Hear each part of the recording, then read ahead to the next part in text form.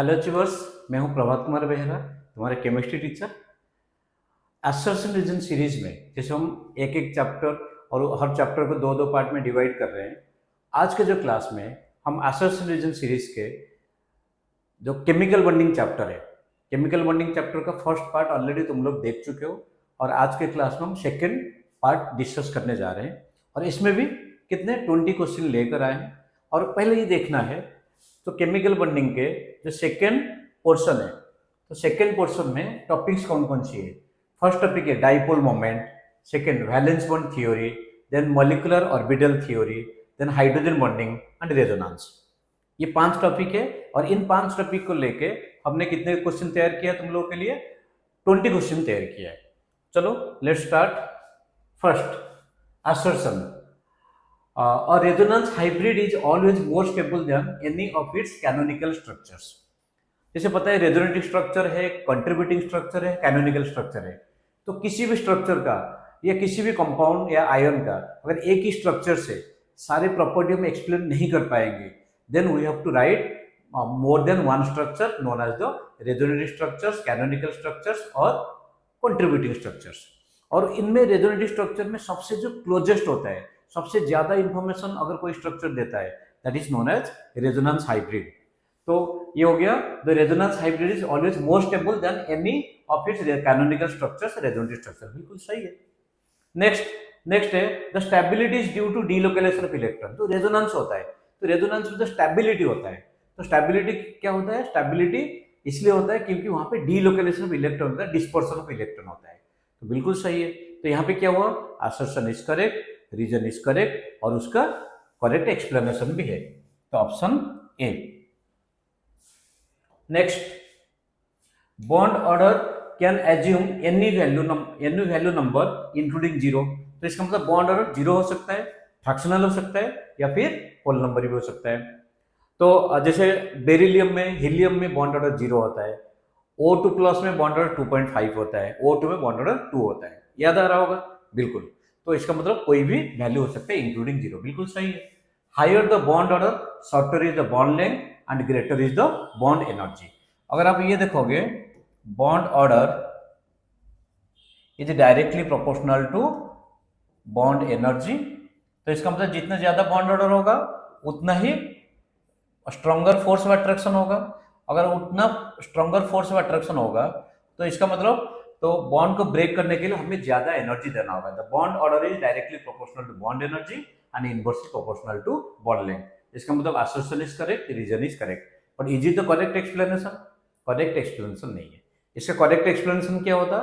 The bond order is calculated by taking the difference between number of bonding. जैसे bond order का formula क्या है? Nb minus Na by 2.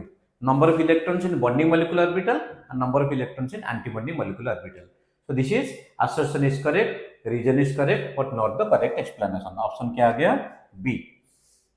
Next, nitrogen molecule is diamagnetic. बिल्कुल सही। अगर आप electron configuration देखोगे, sigma 1s2, sigma star 1s2, sigma 2s2, sigma star 2s2, पाई 2px2, पाई 2py2, sigma 2pz2। तो इसका मतलब सारे इलेक्ट्रॉन पेयर्ड है। अगर सारे इलेक्ट्रॉन पेयर्ड है तो फिर क्या होगा? डायमैग्नेटिक होगा। बिल्कुल सही है। N2 molecules have unpaired electron, ये गलत हो गया। क्यों? डायमैग्नेटिक मींस सारे इलेक्ट्रॉन पेयर्ड है। अगर ये लिखा होता N2 molecule have all paired electrons, तो बिल्कुल वो करेक्ट एक्सप्लेनेशन भी होता है, सही भी होता है। लेकिन यहाँ पे क्या हो गया? Assertion is correct, reason is incorrect.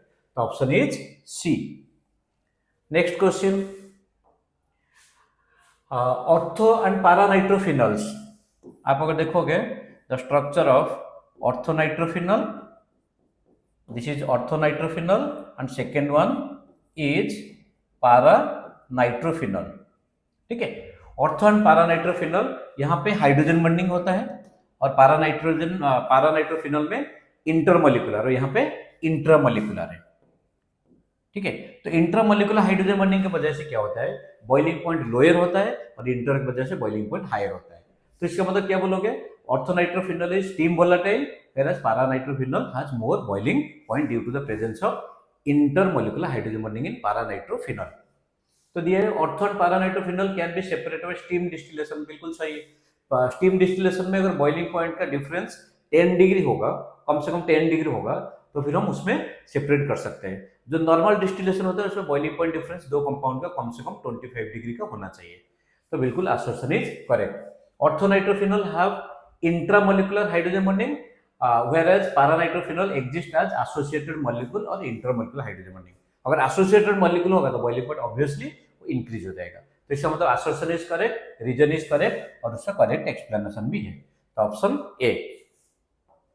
Next, BF3 has greater dipole moment than H2S। अगर BF3 की बात करोगे दैट इज ट्राइगोनल प्लानर और ये डाइपोल मोमेंट इसका क्या हो गया, 0 हो गया। लेकिन यहाँ पे क्या दिया, BF3 has greater dipole moment than H2S, ये हो गया गलत। Fluorine is more electronegative than sulphur, बिल्कुल सही। Fluorine is the most electronegative element in the periodic table. तो assertion is wrong but reason is correct। तो assertion is false but reason is true। Option D. Next question, B2 molecule is diamagnetic. नहीं, B2 में अगर बात करोगे तो B2 में कितने इलेक्ट्रॉन होते हैं, 10 इलेक्ट्रॉन होते हैं। So sigma 1s2, sigma star 1s2, sigma 2s2, sigma star 2s2। Then दो ऑर्बिटल है जो कि पाई 2px और पाई 2py, दोनों का एनर्जी बराबर है और 2 इलेक्ट्रॉन था, तो दोनों में एक एक इलेक्ट्रॉन जाएंगे। तो this is the electron confirmation. So 2 unpaired electron है, पैरामैग्नेटिक। डायमैग्नेटिक कब होता, अगर सारे इलेक्ट्रॉन पेयर्ड होते। तो क्या दिया है, B2 मॉलिक्यूल इज डायमैग्नेटिक, ये हो गया गलत, ये पैरामैग्नेटिक होना चाहिए था। The highest occupied molecular orbital is of sigma type. The highest occupied molecular orbital is, यहाँ पे पाई है लेकिन यहाँ पे क्या दिया है, सिग्मा दिया। अगर पाई होता तो फिर सही होता। इसका मतलब assertion is wrong, reason is wrong, that means both A and R are false. Option D. Next, the nearly tetrahedral arrangement of orbitals above the oxygen atom allows each water molecule to form hydrogen bond with as many as 4 neighboring water molecules।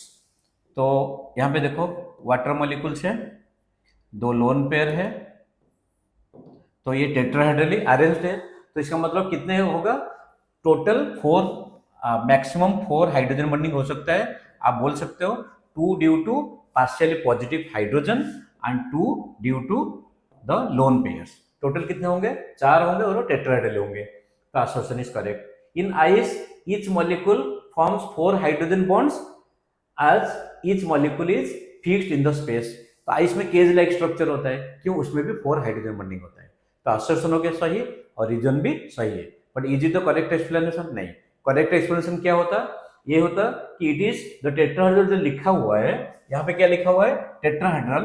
ये होता जो structure हमने draw किया है, 2 due to partially positive hydrogen and 2 due to lone pair. इसका मतलब assertion is correct, reason is correct but not the correct explanation. Option क्या आ गया, बी ऑप्शन आ गया। Next, question number 8, the bond order in helium is always 0। बिल्कुल, क्योंकि helium में He2, तो इसमें होगा sigma 1s2 and sigma star 1s2। ठीक है, तो जितने इलेक्ट्रॉन बॉन्डिंग मॉलिक्यूलर ऑर्बिटल में है उतने ही electron anti bonding molecular orbital में है। तो bond order equal to Nb minus Na/2, जो कि 0 हो गया, बिल्कुल सही। The number of electrons in bonding molecular orbital and anti bonding molecular orbital are equal, जिसकी वजह से बॉन्ड ऑर्डर 0 है। तो इसका मतलब क्या हुआ, assertion is correct, reason is correct and it is the correct explanation. तो option A. Next, CO2 molecules है लीनियर, बिल्कुल सही है। कार्बन डाइऑक्साइड अगर बात करोगे तो लीनियर है। ठीक, अच्छा, तो option is assertion is correct. The value of dipole moment of CO2 0। क्यों, क्योंकि उसका लीनियर शेप है, तो लीनियर शेप के वजह से ही उसका डाइपोल मोमेंट 0 है। अगर लीनियर नहीं होता तो बेंड होता वाटर की तरह, H2A की तरह, तो फिर ये नॉन जीरो होता। तो इसका मतलब क्या हुआ, assertion is correct, reason is correct and it is also the correct explanation. तो ऑप्शन ए। अब next, CO plus and N2 plus have same bond order. बिल्कुल नहीं, CO plus is heteronuclear diatomic molecule जिसमें bond order होता है 3.5। N2 plus is homonuclear diatomic molecule, तो ये इसमें बॉन्ड ऑर्डर है 2.5। तो इसमें दिया है CO plus and N2 plus have same bond order, ये गलत हो गया। तुम्हारे सामने है ये 3.5 है और 2.5 है। CO plus has 15 electrons, whereas N2 plus has 13 electrons. CO plus carbon oxygen मिला के 14 था, 14 माइनस 1 मीन्स ये भी 13 इलेक्ट्रॉन हुआ, तो दोनों में नंबर ऑफ इलेक्ट्रॉन्स 13 ही है, तो इसका मतलब 15 इलेक्ट्रॉन जो दिया ये भी गलत हो गया, तो इसका मतलब क्या हुआ, assertion is wrong, reason is also wrong, so both A and R are false, so option D. Next, bonding molecular orbitals have greater stability than corresponding anti-bonding molecular orbital. जब linear combination of atomic orbital होता है तो क्या होता है, atomic orbital से जो energy होगा बॉन्डिंग मोलिकुलर ऑर्बिटल का एनर्जी लोअर होगा और एंटी बॉन्डिंग मोलिकुलर ऑर्बिटल का एनर्जी हायर होगा, तो lower energy means greater stability, so bonding molecular orbitals are more stable than the anti bonding molecular orbitals, बिल्कुल assertion is correct. Electron density in bonding molecular orbital is located away from the space, नहीं ये गलत हो गया, away from the space नहीं होगा, in between the nucleus. Bonding molecular orbital में दो न्यूक्लियस के सेंटर पे, दो न्यूक्लियस के बीच में ही इलेक्ट्रॉन क्लाउड होता है, जबकि एंटी बॉन्डिंग में अवे फ्रॉम द न्यूक्लियस होता है, away from space between the nucleus, while in anti bonding molecular orbital it is located between the nucleus, ये बिल्कुल रिवर्स लिखा हुआ है, और इसी को आप यहाँ पे अवे फ्रॉम की जगह बिटवीन द न्यूक्लियस और यहाँ पे अवे फ्रॉम द न्यूक्लियस लिखोगे तो फिर सही हो जाएगा, तो इसका मतलब क्या हुआ, assertion is correct but reason is incorrect. Reason जब इनकरेक्ट हुआ तो ऑप्शन सी. अब नेक्स्ट क्वेश्चन में the bond angle of BrNO, अगर ये देखोगे nitrogen at the centre, double bond bromine और एक लोन पेयर है, और एक और स्ट्रक्चर में ड्रॉ कर रहा हूं क्लोरीन और एक लोन पेयर है, ठीक है, और ये हो गया फ्लोरीन, ये हो गया फ्लोरीन, ठीक. तो ये देखो अब यहां पे सेंट्रल एटम सेम है, so larger the size of the peripheral atom more is the bond angle, तो ब्रोमीन का सबसे ज्यादा होगा, देन क्लोरीन का होगा, देन फ्लोरीन का होगा, जो कि ऑलरेडी दिया है, ये वैल्यू दिया है, इसका मतलब वैल्यू याद रखने की जरूरत नहीं है, एक अप्रोक्सीमेट वैल्यू दिया है, या ये आपको देखना है जो बॉन्ड एंगल इंक्रीज डिक्रीज हो रहा है नहीं हो रहा है, बिल्कुल डिक्रीज हो रहा है, बिल्कुल assertion is correct. The hybridization of central atom nitrogen in all three compound is sp2, दो बॉन्डेड एटम एक लोन पेयर, सम 3 हो गया, अगर सम 3 है तो फिर हाइब्रिडेशन क्या हो गया, sp2, but is it the correct explanation, नहीं है. करेक्ट एक्सप्लेनेशन क्या होता, ये होता it is due to the larger size of the peripheral atom which increases the bond angle, तो इसका मतलब assertion is correct, reason is correct, but not the correct explanation. Option is B.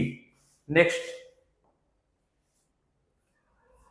carbon has unique ability to form p-pi multiple bond with itself and with other atoms of small size and high electronegativity.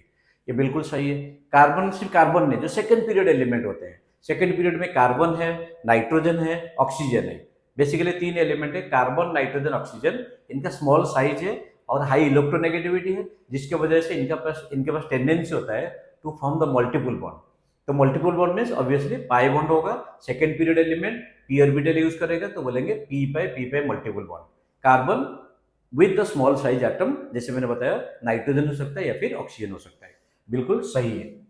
Heavier elements of group 14 do not form p-pi. Heavier elements of group 14 do not form p-pi bonds because their atomic orbitals are too large and diffuse to have effective side wedge. अच्छा, जैसे moving down the group क्या होता है, vacant orbitals आते हैं, ठीक है, silicon हो या बाकी सब में जैसे वैकेंट ऑर्बिटल्स होंगे तो इलेक्ट्रॉन क्या हो जाएगा, डिफ्यूज हो जाएगा. अगर इलेक्ट्रॉन डिफ्यूज होगा तो फिर मल्टीपल बॉन्ड बनाने का p-pi या मल्टीपल बॉन्ड बनाने का चांसेस कम होगा, ठीक है. तो ये क्या हो गया, ये बिल्कुल सही है, but is it the correct explanation, ये करेक्ट एक्सप्लेनेशन नहीं है. करेक्ट एक्सप्लेनेशन क्या होता है, ये क्यों p-pi मल्टीपल बॉन्ड बनाते हैं, इसलिए बनाते हैं क्योंकि इनके पास वैकेंट डी ऑर्बिटल नहीं होता, इनके पास वैकेंट डी ऑर्बिटल नहीं होता, जिसकी वजह से ये p-pi मल्टीपल बॉन्ड ही बनाते हैं. तो इसका मतलब assertion is correct, reason is correct, but not the correct explanation. Option B. Next question, fluoromethane CH3F has a dipole moment 1.85, has a smaller dipole moment than chloromethane that is 1.87। अच्छा, तो अगर हम dipole moment की बात करेंगे तो dipole moment mu equal to E into D, ठीक है, E into D. So it is the product of charge and bond length, it is the product of charge and bond length. तो अगर charge देखोगे, charge fluorine का ज्यादा है, bond length chlorine का ज्यादा है, ठीक है। ये जो वैल्यू दिया है ये बिल्कुल आपको अगर याद रखना होगा, कार्बन जो कार्बन हाइड्रोजन में CCl greater than CF greater than CBr greater than Ci, ठीक है, क्लोरीन का ज्यादा है, ये बिल्कुल सही है। Fluorine has less electron affinity than chlorine, ये भी सही है, but is it the correct explanation? नहीं। इसका करेक्ट एक्सप्लेनेशन क्या होता ना, it is due to the cumulative effort of the charge separation and bond length, charge separation bond length. So the result is fluoromethane has smaller dipole moment and chloromethane has larger dipole moment. So option A is correct, B is correct, but not the correct explanation, that is B. Next question है, dipole moment of NF3 is less than NH3, ये सही है, ये previous AIIMS का भी question है और NCERT में भी दिया हुआ है। आप अगर ये कंपेयर करोगे स्टूडेंट, देखो NH3 और NF3 का स्ट्रक्चर, ठीक। अच्छा, तो NH3 NF3 का स्ट्रक्चर अगर देखोगे, इसमें देखो fluorine is more electronegative, so the shared pair of electrons are downward, hydrogen is less electronegative, the shared pair of electrons are towards nitrogen. So ये तीनों के रिजल्टेंट ये हो गया, इट इज μ1 और ये μ2, सॉरी μ1, इसको भी μ1 ले लो। और what about the lone pair? तो लोन पेयर की अगर बात करोगे तो लोन पेयर यहाँ पे हमेशा IUF फ्रॉम द न्यूक्लियस होता है, तो इसको आप μ1 ले लो, ये μ2, ये भी μ2। तो μr इक्वल टू, दोनों अपोजिट है, तो μ1 माइनस μ2, और ये रिजल्टेंट क्या होगा, μ1 प्लस μ2, क्योंकि दोनों एक ही डायरेक्शन में है, ठीक है।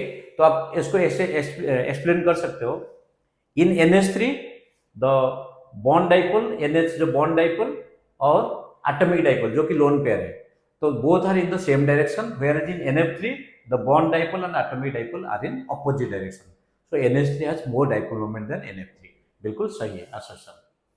Polarity of NF bond is less than that of NH bond, ठीक है, polarity of NF bond is less than that of NH bond, ठीक है। तो ये उसका ये हो गया गलत, ठीक है। तो इसका मतलब क्या है, assertion is correct but reason is incorrect, तो ऑप्शन क्या आ गया, सी आ गया। Next, noble gases are liquefied at very low temperature, hence they have low boiling point. जो अगर लो टेम्परेचर में लिक्विफाई होगा, मीन्स लिक्विड बनने के लिए अगर बहुत ही लो टेम्परेचर चाहिए, तो बॉइलिंग पॉइंट उनका बहुत ही कम होगा, ठीक है, बॉइलिंग पॉइंट उसका बहुत ही कम होगा, तो they have low boiling point, बिल्कुल सही है। Noble gases being monoatomic and no other interatomic forces except weak dispersion forces are there, या van der Waals फोर्सेस बोल सकते हो। देखो, तो जो सॉलिड होता है, सॉलिड में क्या होता है, एटम और आयन के बीच में स्ट्रॉन्ग फोर्स ऑफ अट्रैक्शन होता है। तो जैसे मान लो डायमंड है, तो वहां पे स्ट्रॉन्ग फोर्स ऑफ अट्रैक्शन है, ठीक है। तो अगर कोई गैसियस स्टेट में है, तो इसका मतलब एटम के बीच में, मॉलिक्यूल के बीच में फोर्स ऑफ अट्रैक्शन बहुत ही कम है, जिसकी वजह से गैस में होता है। तो यही उसका रीजन हो गया। तो नोबल गैसेस क्यों गैस होते हैं, या उनका बॉइलिंग पॉइंट काफी कम क्यों होता है, क्योंकि उसमें फोर्स ऑफ अट्रैक्शन कम ही होता है, जिसको हम जनरली क्या बोलते हैं, डिस्पर्सन फोर्सेस होता है। तो इसका मतलब क्या हो गया, assertion is correct, reason is correct and it is also the correct explanation. तो option is A. Next question, experimentally 100% covalent bond formation is not possible. कोई भी बॉन्ड ना कि 100% आयोनिक होता है, ना कोई बॉन्ड 100% कोवैलेंट होता है, बिल्कुल सही है। Non polar molecules have instantaneous dipole induced dipole interaction, ये बिल्कुल, देखो अगर हम मानेंगे तो H2 है, Cl2 है, तो जहां पे हम एक्सपेक्ट कर सकते हैं ये 100% कोवैलेंट होगा, लेकिन ये 100% कोवैलेंट नहीं होता। क्यों नहीं होता, क्योंकि जो नॉन पोलर मॉलिक्यूल्स H2 है या Cl2 है, जो होमोन्यूक्लियर डायटोमिक मॉलिक्यूल होता है, they have instantaneous dipole induced dipole, मतलब ये तो नॉन पोलर है, बट आसपास में जैसे आते हैं, तो क्या होता है इसमें इंड्यूस डाइपोल हो जाता है। जो इंड्यूस डाइपोल होगा तो फिर वहां पे पार्शियल पॉजिटिव चार्ज होगा, पार्शियल नेगेटिव चार्ज होगा। अगर partial positive negative charge develop होते हैं तो इसका मतलब क्या हुआ, इट इज नॉट 100% कोवैलेंट। तो इसका मतलब क्या हुआ, assertion is correct and reason is correct and it is also the correct explanation. तो option A. Next, molecular nitrogen is less reactive than molecular oxygen. तो मॉलिक्यूलर नाइट्रोजन की अगर बात करोगे, नाइट्रोजन, दो नाइट्रोजन बीच में 3 बॉन्ड होता है, डबल बॉन्ड होता है ऑक्सीजन के बीच में, 2 ऑक्सीजन एटम के बीच में डबल बॉन्ड होता है। तो more the bond order, more is the bond energy, more energy is required to break the bond. So it is क्या होगा, इट इज लेस रिएक्टिव।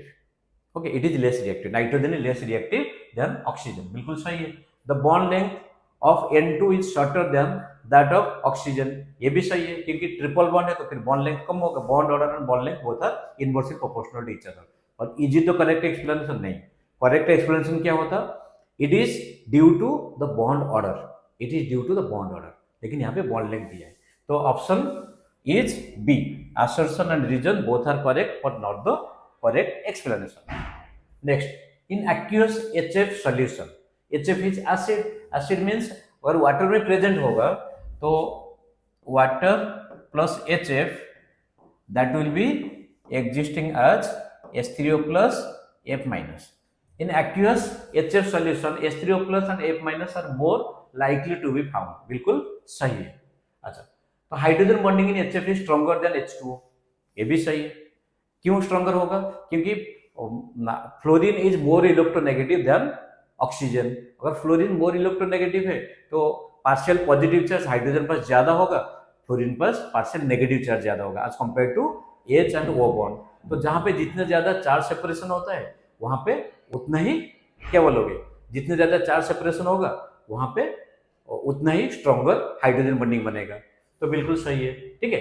तो इसका मतलब क्या हुआ, it is assertion is correct, reason is correct, but is it the correct explanation? नहीं है।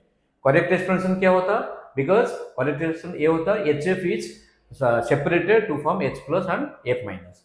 तो assertion is correct, reason is correct, but not the correct explanation, that is option B. 20, alkanes are insoluble in water. Water is high polar solvent or alkanes are non-polar compounds. So non-polar compounds are insoluble in the polar solvent, बिल्कुल सही है। Next, organic compounds do not form hydrogen bonding with water, ये हो गया गलत। Organic compounds do not form, ये organic compound only अगर ये हाइड्रोकार्बन होता तो फिर सही होता है। ऑर्गेनिक कंपाउंड का मतलब तो हाइड्रोकार्बन नहीं है ना। ऑर्गेनिक कंपाउंड अल्कोहल भी हो सकता है, कार्बोक्सिलिक एसिड हो सकता है, तो फिनॉल भी हो सकता है। ये सारे हाइड्रोजन बॉन्डिंग बनाते हैं किसके साथ, वाटर के साथ।